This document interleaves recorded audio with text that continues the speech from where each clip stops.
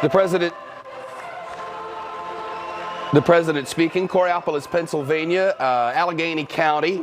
Not by happenstance either. There's a House race coming up there in March. The Republicans have owned that seat for like 16 years, but there's some question when this new sort of turnaround thing going on about whether they'll be able to hold it. So the president is there unofficially campaigning for a Republican candidate, while back in Washington there is one discussion: government shutdown. Of course, with one party in charge of everything, a government shutdown will not happen, right? I mean, never in the history of, or at least modern history of the country, has there been a government shutdown when a single party is in charge of Washington. Hook, line, and sinker. House, Senate, White House, one party in charge. That's it. Republicans have it all. Yet the possibility of a government shutdown has escalated.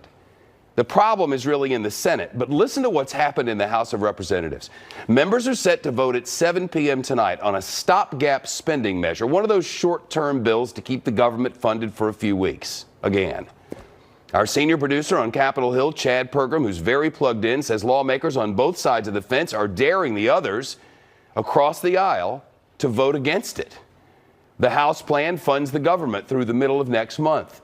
It does not include protection for the dreamers, the hundreds of thousands of immigrants whose parents brought them here without documents. It does include a 6-year extension of the Children's Health Insurance Program, or CHIP, something Democrats have demanded. If you've been watching TV at all or reading online, you know that the GOP plan was to dare the Democrats to vote against that measure, saying, "We funded the Child Health Insurance Program, or CHIP, for 6 years. You're going to vote against children's health?" I know you've heard this line. It's been everywhere. Well, this morning, while Republicans were trying to get their own votes and their own caucus together, the president blasted out a tweet against the Republican leadership's very plan. One he apparently, well, here's the tweet. CHIP should be part of a long-term solution, not a 30-day or short-term extension. See the thing there? Seems he wants CHIP funded, but not yet. Anyway, we're told Paul Ryan talked to the White House and they worked it out. The president now supports the stopgap resolution. So now the House Republicans think they have the votes to move it along, even though the Freedom Caucus wants more. But getting it to the president's desk may still be extremely difficult to get done because in the Senate there is growing opposition. The reason?